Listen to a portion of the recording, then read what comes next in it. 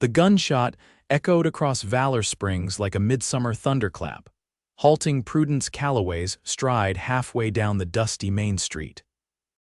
She wasn't one to flinch, not at gunfire, not at the piercing stares that followed her every move in town, and certainly not at the whispers that trailed behind her like faithful shadows. The year was 1878, and the Arizona Territory was no place for a woman alone, especially one who refused to bow her head or lower her eyes to any man. "There she goes," came the predictable murmur from the general store porch, too proud to even nod good morning. Prudence adjusted her simple but impeccably tailored blue dress, squared her shoulders, and continued toward the post office. The letter from her late father's attorney had arrived yesterday, and she had delayed opening it long enough. Whatever it contained wouldn't change her circumstances, a woman of 23 with a modest inheritance, a small ranch on the outskirts of town, and a reputation for being as unyielding as the surrounding mountains. The gunshot had come from the saloon, where a drunken dispute over cards had spilled into the street. Prudence paid it no mind. It was all too common in Valor Springs, a town barely 10 years established but already developing the lawlessness that plagued so many western settlements. The post office was mercifully empty save for old Mr. Whitaker, who managed the mail with the same meticulous attention he'd been giving it for the past 8 years. "Morning, Miss Calloway," he said with a tip of his spectacles. "Another package for you." "I didn't order anything," Prudence replied, her voice crisp but not unkind. "Well, someone thinks you need something." Whitaker slid a small wooden crate across the counter. "Came in on yesterday's stage along with him." He nodded toward the window. Prudence followed his gaze to a man dismounting from a chestnut stallion across the street. Even from a distance, she could tell he wasn't local. His movements were too deliberate, his posture too alert. The stranger wore a dark hat pulled low, dusty riding clothes, and a gun belt that sat on his hips like it belonged there. "New marshal?" she asked, gathering the crate in her arms. "Not officially. Name's Callum Thornton. Word is the territorial governor sent him to clean up what Sheriff Burroughs can't or won't." Whitaker leaned forward conspiratorially. "Heard he tracked down the Reeves gang single-handed in Colorado. 3 dead, 2 brought in alive." Prudence nodded curtly, unimpressed. Another man with a gun thinking he could impose order through force. She'd seen his kind come and go. "Thank you, Mr. Whitaker. Good day." She turned to leave, but the door swung open before she reached it, revealing the stranger up close. He was taller than she'd estimated, with broad shoulders and eyes the color of a storm-darkened sky. A thin scar ran along his jawline, disappearing into several days' worth of beard. "Madam," he said, removing his hat to reveal dark hair in need of a trim. He stepped aside to let her pass, but not before their eyes locked for a moment too long. Prudence felt an unwelcome flutter in her chest, but banished it immediately. She nodded curtly and moved past him into the street, pretending not to notice how he watched her go. The crate was heavier than it looked, and she shifted it in her arms as she walked toward the hitching post where her mare waited. The sound of boots on wooden planks behind her made her spine stiffen. "Allow me to help you with that, madam," came a deep voice, closer than she expected. "I can manage perfectly well, thank you," Prudence replied without turning. "I've no doubt," the stranger Thornton said, and she could hear the smile in his voice. "But my mother raised me not to watch a lady struggle when I've 2 good arms to offer. And my father raised me not to depend on the convenience of others," she countered, finally turning to face him. Up close, his eyes were even more unsettling, intelligent, and somehow both hard and kind simultaneously. Sounds like a wise man. He was. Prudence swallowed against the familiar tightness in her throat. 2 years since the fever had taken him, and still the loss felt raw. "The thing about wisdom," Thornton continued, "is knowing when to stand alone and when to accept a helping hand doesn't diminish your strength." Before she could respond, the package shifted in her arms, threatening to slip. In one fluid movement, Thornton steadied it, his hands briefly covering hers. The contact lasted only a second, but Prudence felt it like a brand against her skin. "My horse is just there," she said, nodding toward her mare. "If you insist on being gallant, Mr. Thornton." His eyebrows rose slightly. "You know my name. Valor Springs isn't large enough for strangers to remain anonymous for long." He chuckled, a warm sound that she refused to find appealing. "And you are Prudence Calloway, Miss Calloway." He tested her name, and she hated how it sounded in his voice, respectful but with an undercurrent of something else. "I've heard about you too." Of course he had. Everyone had opinions about the stubborn woman who ran her father's ranch alone, who refused 3 marriage proposals in as many years, who spoke her mind in a town where women were expected to speak rarely, if at all. "Then you're already at a disadvantage, Mr. Thornton," she said as they reached her horse. "You've heard rumors while I've heard facts." He secured the crate to her saddle with practiced ease. "Facts can be as misleading as rumors in my experience. Not if you know how to separate truth from embellishment. A skill I imagine you've mastered," he replied, helping her mount even though she hadn't asked for assistance. Prudence gathered her reins, looking down at him from her saddle. "Good day, Mr. Thornton." "Miss Calloway," he tipped his hat again, "I suspect our paths will cross again soon. Valor Springs offers limited diversions," she conceded, "then I'll look forward to the lack of options." His smile was slight but genuine, crinkling the corners of his eyes. Prudence turned her horse and rode away, annoyed to find herself wondering what exactly he'd heard about her, and more annoyed that she cared at all. The 10-acre ranch that had been her home since birth looked particularly welcoming as Prudence approached. The modest 2-story house with its wide porch stood in the shadow of cottonwood trees, the barn and corral neat and well-maintained despite her limited resources. It wasn't grand, but it was hers, the only thing her father had been able to leave her after years of struggling to make the land profitable. As she dismounted, her ranch hand Miguel emerged from the barn, wiping his hands on a rag. "Miss Prudence," he nodded, eyeing the crate.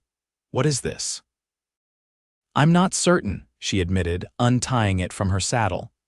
"It arrived addressed to me, but I placed no orders." Miguel took the crate from her and carried it to the porch. "Perhaps it is from Mr. Harlow. He still hopes you will reconsider his offer." Prudence shook her head firmly. "Franklin Harlow's offers, both marital and financial, hold no interest for me." The banker's persistent attempts to court her were becoming tedious.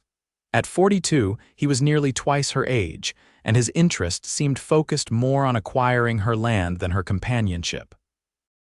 The ranch might be small, but it sat on what many believed would soon be the railroad's path. "Open it," she instructed Miguel, curious despite herself. Inside, nestled in straw, was a beautifully bound leather ledger, a set of fountain pens, and a note written in an unfamiliar hand. "Tools for a woman of business. Your father would be proud." A friend. Prudence frowned, running her fingers over the fine leather. Who would send such a gift, and why? "It is very fine," Miguel observed. "Yes," she agreed absently, her mind still on the stranger in town, Callum Thornton, and his unsettling ability to throw her off balance with nothing more than a look and a few words. That evening, as the sunset painted the desert in shades of amber and gold, Prudence sat on her porch reviewing the letter from her father's attorney. The news wasn't unexpected, but was unwelcome nonetheless. The mortgage her father had taken out in a last desperate attempt to make the ranch profitable was coming due, and the bank, Franklin Harlow's bank, was unlikely to extend terms.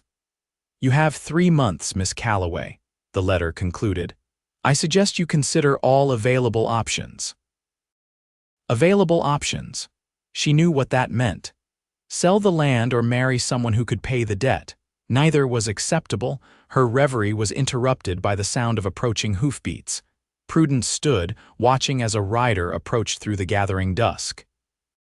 The silhouette was unmistakable, broad-shouldered and sitting easy in the saddle. Callum Thornton reined in his horse at her gate, removing his hat as he looked up at her on the porch. "Evening, Miss Calloway," he called. "Hope I'm not intruding." "That would depend on your purpose, Mr. Thornton." She remained standing on her porch, making no move to invite him closer. He dismounted, tying his horse to the gate post. "Official business, I'm afraid. You're not the sheriff."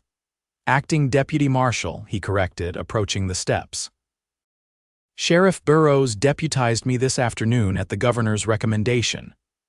"And what official business brings you to my door after sundown?" He stopped at the bottom step, looking up at her. In the fading light, his eyes seemed darker, more intense. "There's been trouble with cattle rustlers in the territory, 3 ranches hit in the past month. Yours is small but isolated, could be a target."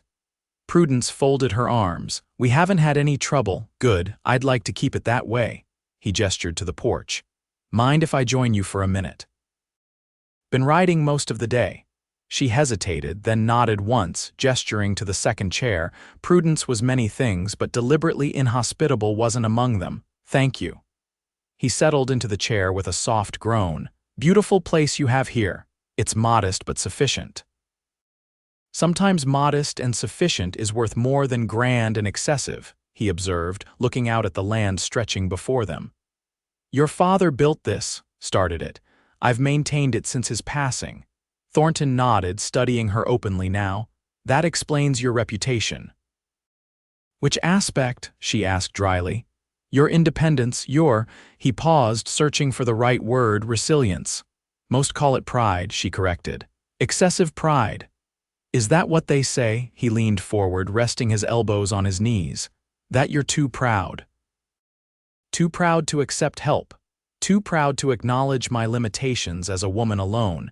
Too proud to consider marriage as anything but a surrender." She hadn't meant to be so frank, but something about his direct gaze made evasion seem pointless. "And are you too proud?"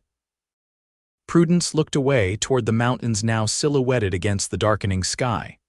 "Pride is all I have left, Mr. Thornton. My father's name in this land."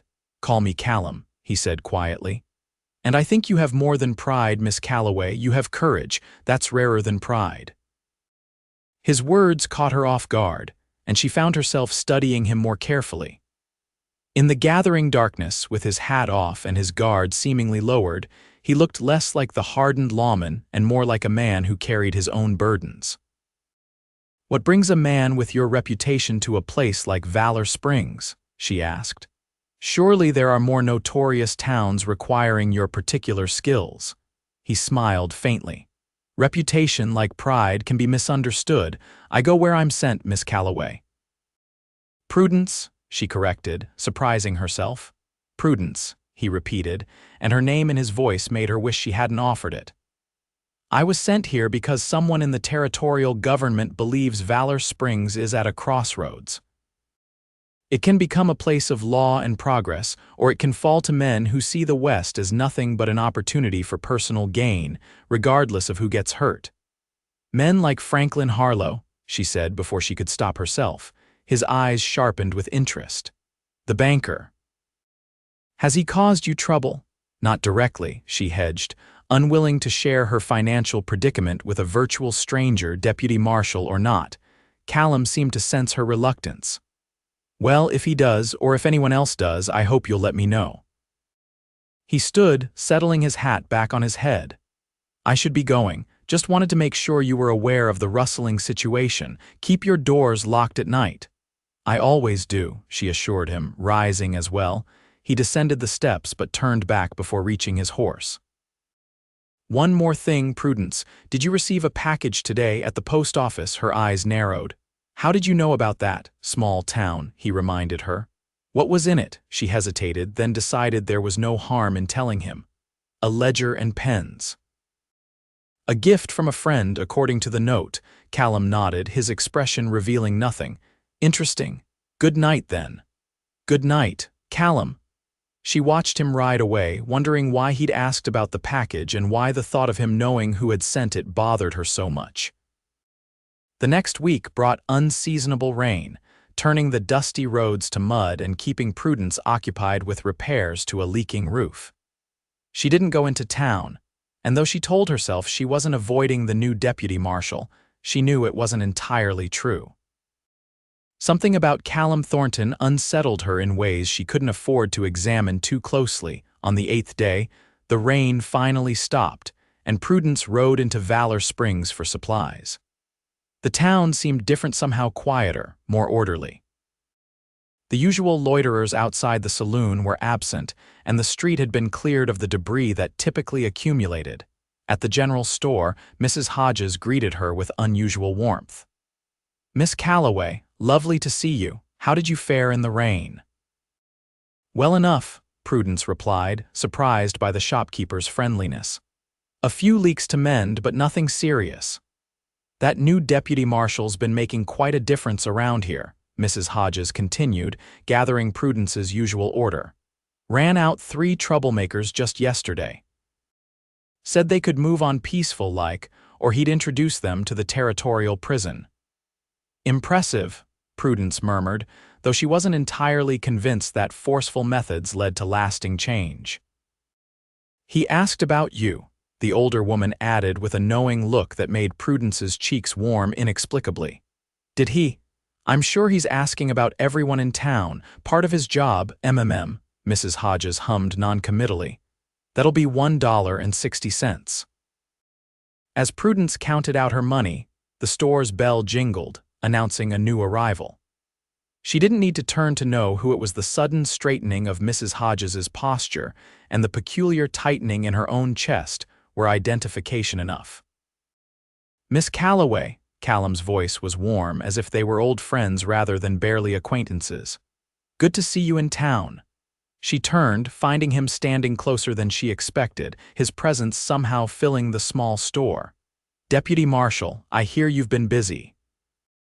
"Just doing what needs doing." His eyes held hers, and she had the unsettling feeling he could see right through her carefully constructed walls. Mrs. Hodges cleared her throat. "I'll just get these things wrapped up for you, Miss Calloway." "Thank you," Prudence said, never looking away from Callum. "I was hoping to see you," he said once Mrs. Hodges had moved away. "Wanted to let you know we caught those rustlers I mentioned. They won't be troubling anyone for a long while. That's good news. Also," he lowered his voice, stepping closer, "I've been asking around about Franklin Harlow." Prudence stiffened. "I told you he hasn't caused me trouble." "Not directly," he quoted her words back to her, "but he's causing plenty for others. For closing on properties all over the county, then buying them up cheap through intermediaries." This wasn't news to Prudence, but she was surprised Callum had taken it upon himself to investigate. "And what does the law say about that?" "Nothing, if it's done legally." "But I'm not convinced it has been." His eyes hardened. "Some of the loan terms I've reviewed seem irregular." Hope fluttered in Prudence's chest, but she quickly suppressed it. "Banking is complicated business." "So is justice," he countered. "Sometimes they intersect in interesting ways." Mrs. Hodges returned with Prudence's wrapped packages. "All set, dear. Deputy Marshal, will you be wanting your usual—" "Not today, Mrs. Hodges. I just came to escort Miss Calloway if she'll permit me." Both women stared at him in surprise. "Escort me where exactly?" Prudence asked. "To the hotel dining room," he said easily.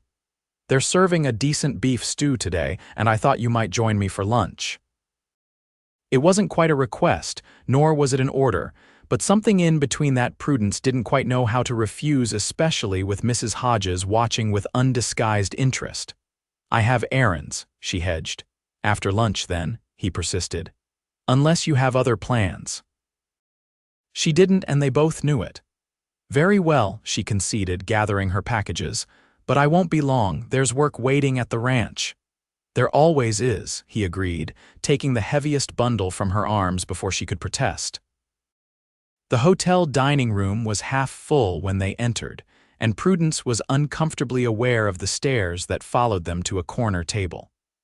Callum seemed oblivious, holding her chair and settling across from her with casual ease. "You realize people will talk," she said once the waiter had taken their order.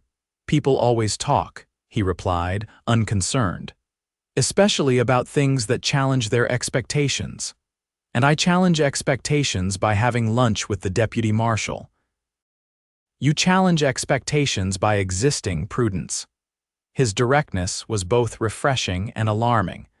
A beautiful, intelligent woman who refuses to diminish herself to make others comfortable. You're bound to create ripples. Beautiful.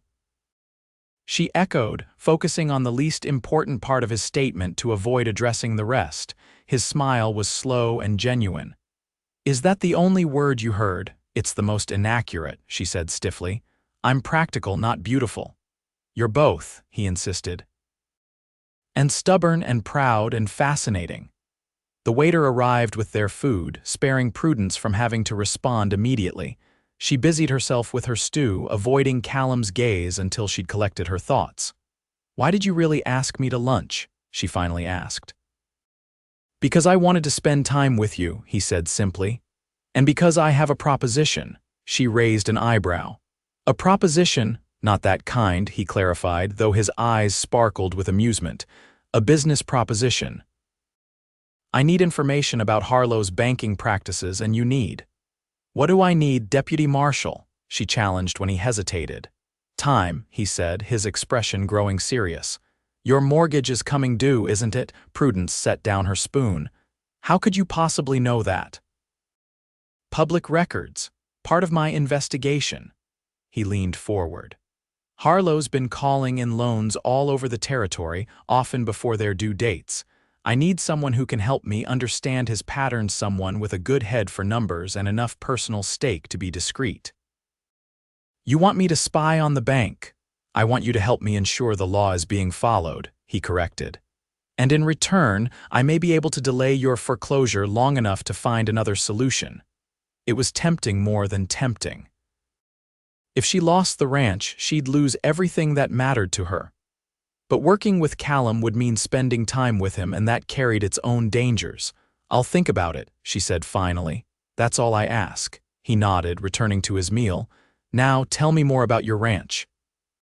How many head of cattle are you running? The conversation shifted to safer topics, and Prudence found herself gradually relaxing. Callum was easy to talk to, genuinely interested in her work and knowledgeable about ranching. By the time they'd finished their meal, she'd told him more about herself than she'd intended. As they left the hotel, Callum asked, When will I hear your decision about my proposition? Tomorrow, she promised. I'll come to your office. I look forward to it. He tipped his hat. Regardless of your answer. That evening, as Prudence sat on her porch watching the sunset, she weighed her options. Helping Callum investigate Harlow was risky. If the banker discovered her involvement, he'd certainly retaliate. But doing nothing meant almost certainly losing her home.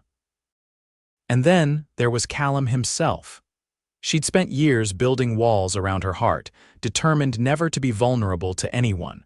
Her father's death had reinforced her belief that independence was the only true security. Yet in just 2 encounters, Callum Thornton had found cracks in those walls. Too proud to love, she murmured to herself, remembering the whispers that followed her in town. Was that true? Or was she simply too afraid? The next morning, Prudence rode into town early, her decision made. She found Callum in the small office adjacent to the sheriff's, already surrounded by papers and looking as if he'd been there for hours. Good morning, she said from the doorway. He looked up, a smile transforming his tired face. Prudence, come in. She entered, closing the door behind her. I've been thinking about your proposal, and I'll help you, she said, but I have conditions. I'd expect nothing less. He gestured to the chair opposite his desk. Let's hear them. First, this remains between us. No one else can know I'm involved. She sat, smoothing her skirt. Second, if at any point I believe the risk is too great, I can withdraw without question. And third, she hesitated, meeting his eyes. I want your word that your interest in this is professional, not personal. His expression grew serious. The first 2 conditions I accept without reservation. The third, he leaned back in his chair, studying her. I can promise that my investigation into Harlow is entirely professional, but I can't promise that my interest in you is. Prudence hadn't expected such frankness. Mr. Thornton, Callum, he corrected gently.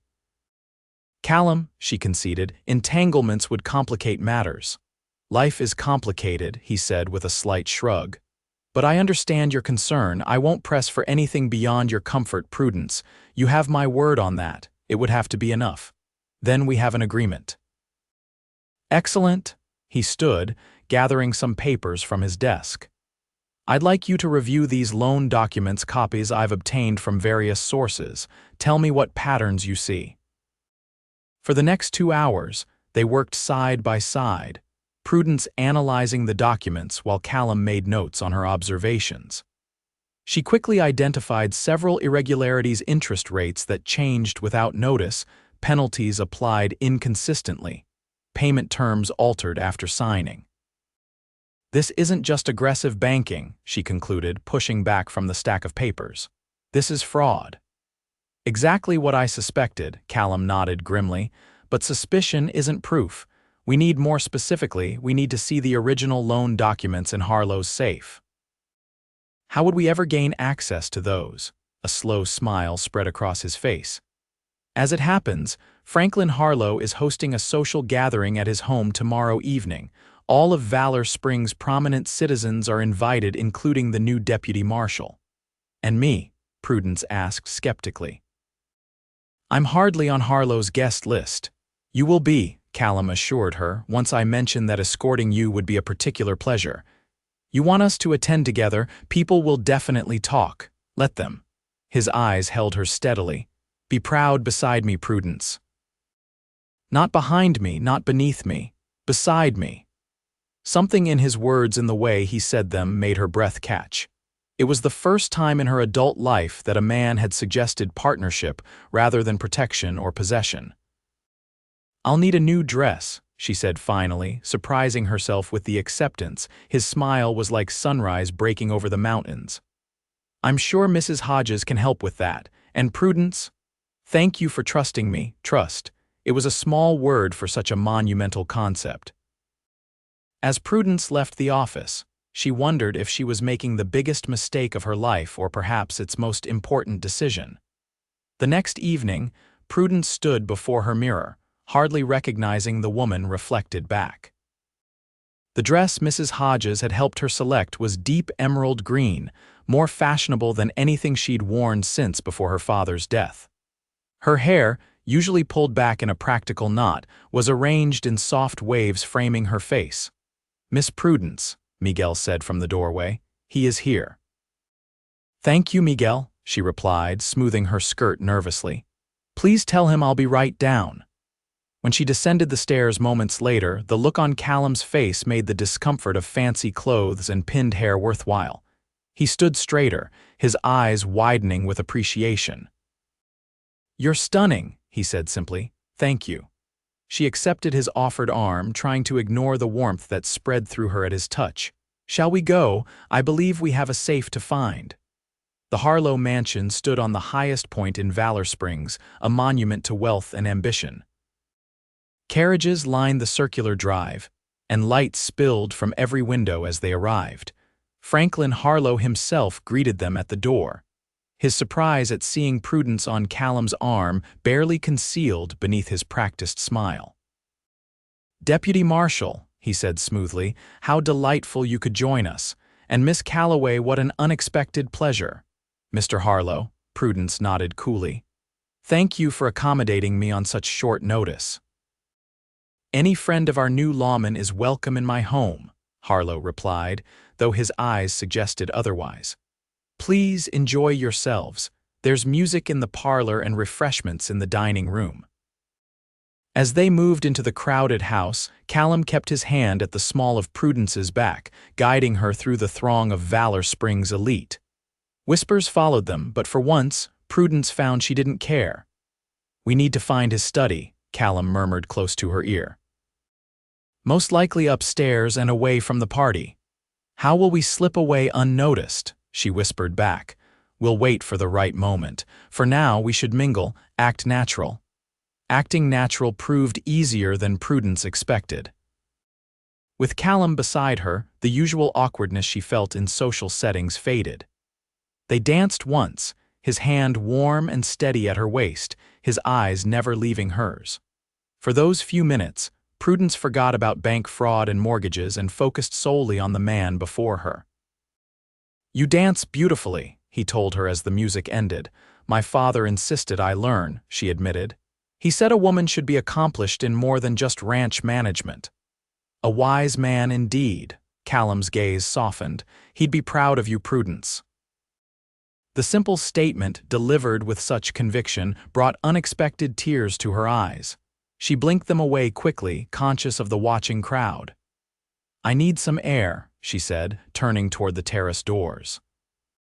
Callum followed, maintaining a respectful distance as they stepped into the cool night. The terrace was deserted, everyone drawn inside by the music and champagne. "I'm sorry if I upset you," he said once they were alone. "You didn't." She took a steadying breath. "It's just... no one has said that to me since he died. Everyone else tells me how disappointed he'd be that I haven't married, haven't sold the ranch, haven't become more sensible." "People often mistake conformity for sense," Callum observed, moving to stand beside her at the balustrade. "Your father raised a woman of principle and courage. How could he be anything but proud?" Prudence turned to face him, studying his profile in the soft light spilling from the house. "You speak as if you knew him." A shadow crossed his features. "I knew of him. My father mentioned him once, said Abel Calloway was the most honest man he'd ever met in a business deal." "Your father knew mine," surprise colored her voice. "Briefly. My father was a cattle buyer from Colorado. He came through this area years ago." Callum hesitated, then added, "It's partly why I accepted this assignment. The name Calloway was familiar." This revelation shifted something in Prudence's understanding of their connection. Perhaps their meeting wasn't entirely chance after all. "We should find that study," she said, refocusing on their purpose. Callum nodded. "Most of the guests are in the main rooms. If we go now, we might avoid notice." They slipped back inside and made their way to the grand staircase. No one paid them any attention as they ascended, Prudence's heart pounding with each step. What they were doing was dangerous if caught. Callum could lose his position, and she could face charges of trespassing or worse. The upstairs hallway was dimly lit and quiet. 5 doors lined the corridor, all closed. "Which one?" Prudence whispered. Callum considered for a moment. "The study would likely have the best view. End of the hall, I'd wager." They moved silently down the corridor, Prudence's silk skirts rustling faintly despite her care. At the last door, Callum tried the handle locked. "Keep watch," he instructed, kneeling before the lock and retrieving something from his pocket. "You know how to pick locks?" she asked, surprised. "A useful skill in my line of work," he replied, his attention focused on the mechanism. After a tense minute, there was a soft click. "Got it." The study was exactly as one would expect from a man like Harlow: ostentatious mahogany furniture, leather-bound books that looked unread, and a massive desk dominating the space. Behind the desk stood a safe, its black iron door gleaming in the moonlight streaming through the window. "Can you open that too?" Prudence asked, moving to the desk. "Possibly, but it will take time." Callum examined the safe. "Let's see if there's anything useful in the desk first." They searched quickly but methodically, Prudence taking one side of the desk while Callum took the other. In the bottom drawer, she found a small leather-bound book. "Callum," she whispered urgently, "look at this." It was a private ledger, different from the official bank records. Inside, Harlow had recorded his true dealings, the actual terms of loans, notations on which properties he planned to acquire, even the names of accomplices who purchased foreclosed land on his behalf before selling it back to him. "This is it," Callum said, flipping through the pages. "This proves everything. He's been systematically driving people into foreclosure, manipulating loan terms, violating territorial banking regulations. And here," Prudence pointed to an entry with her name, "he's planned my foreclosure for months, even though my payments have always been on time. He's added fees I never agreed to." The sound of footsteps in the hallway silenced them both. Callum quickly placed the ledger inside his jacket and pulled Prudence behind the door just as it opened. Franklin Harlow entered his study, followed by another man Prudence didn't recognize. Neither noticed the intruders hidden in the shadows. "The deal is set," Harlow was saying.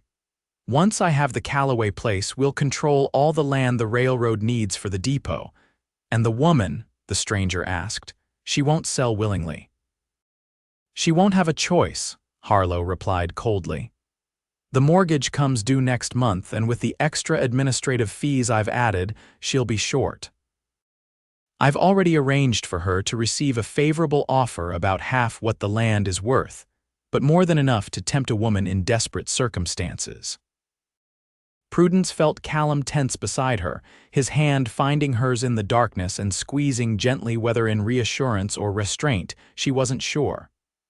"And if she still refuses," the stranger pressed. "There are other ways to convince a stubborn woman," Harlow said dismissively. "A fire, perhaps." Accidents happen on isolated ranches all the time. Callum's grip tightened almost painfully, but he remained silent. "Let's return to the party," Harlow suggested. "I've kept the marshal's woman dancing with other men long enough to make my point."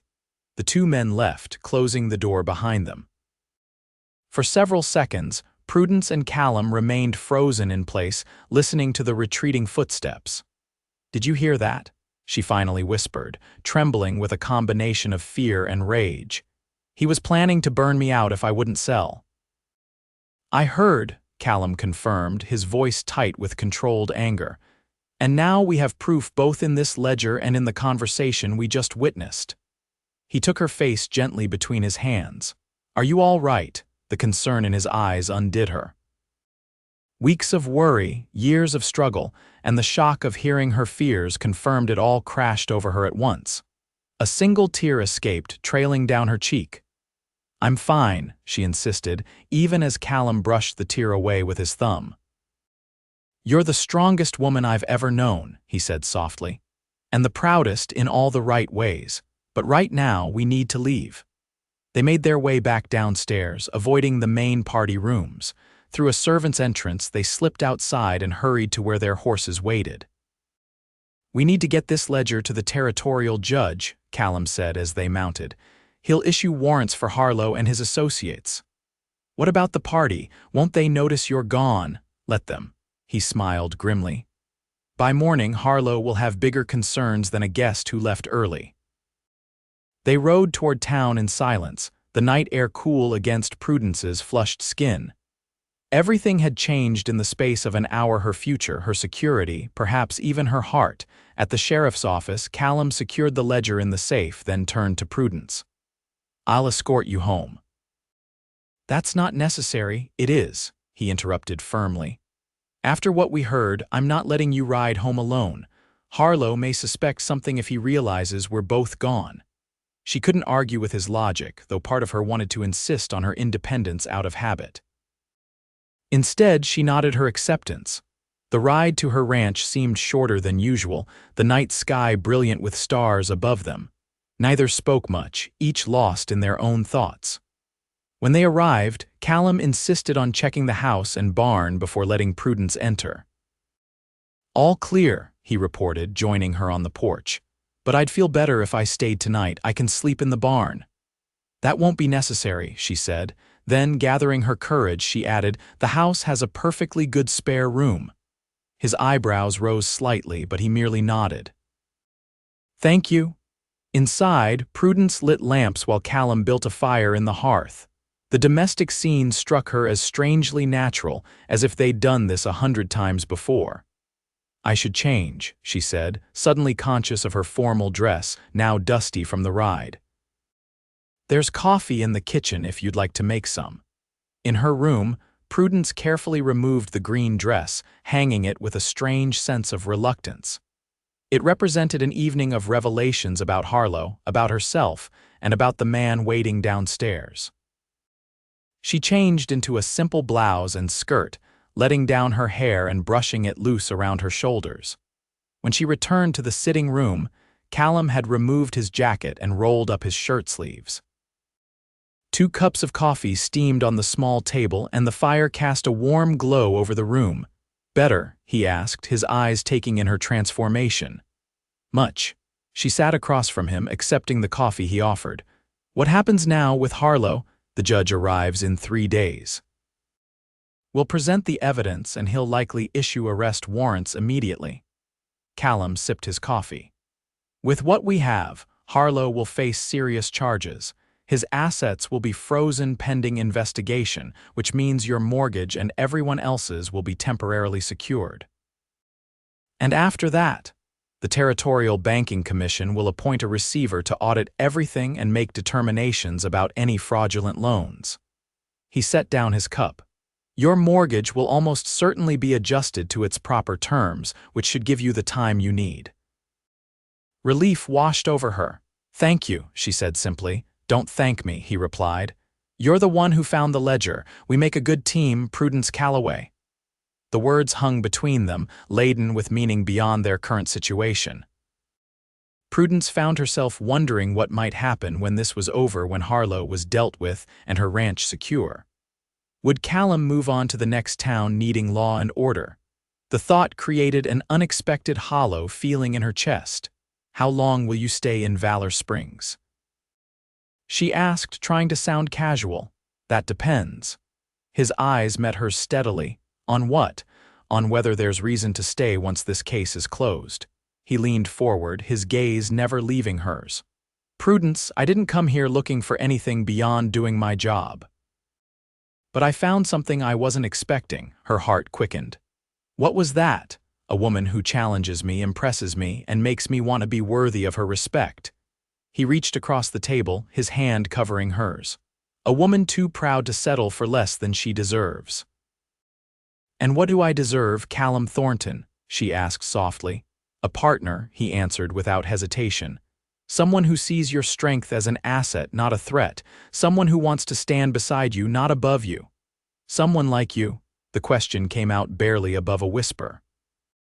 If you'll have me. His thumb traced circles on her palm, sending shivers up her arm. I'm not asking for promises, Prudence. Just a chance to see what might grow between us once this business with Harlow is finished. It would be easy to retreat behind her walls, to claim that independence was all she needed or wanted. But in the weeks since Callum had arrived in Valor Springs, something had shifted inside her.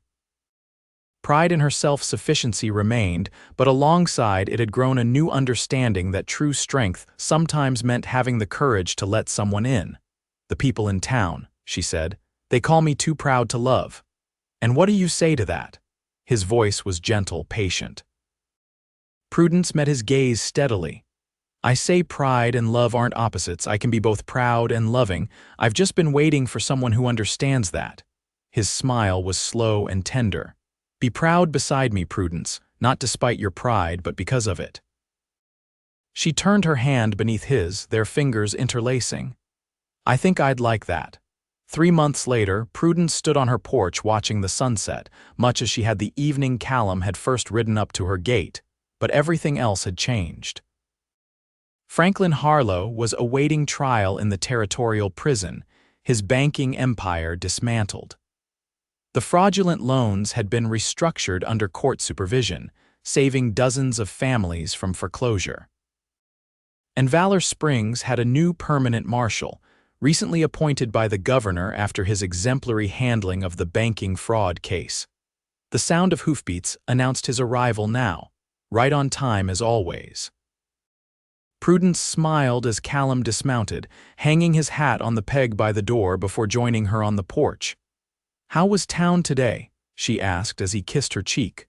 Quiet, he replied, settling into the chair beside hers. Just the way I like it. The new bank manager asked about the loan for expanding the ranch. He's approved it. Prudence nodded, pleased but not surprised.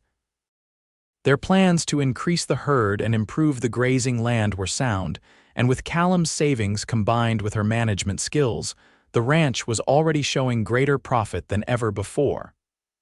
I saw Mrs. Hodges, he continued, a smile playing at his lips. She asked if we'd set a date yet. That woman's persistence is admirable, Prudence laughed. What did you tell her? That we're enjoying a proper courtship and will decide when the time is right. He reached for her hand, the gesture now familiar and cherished. No rush, Prudence, we have time.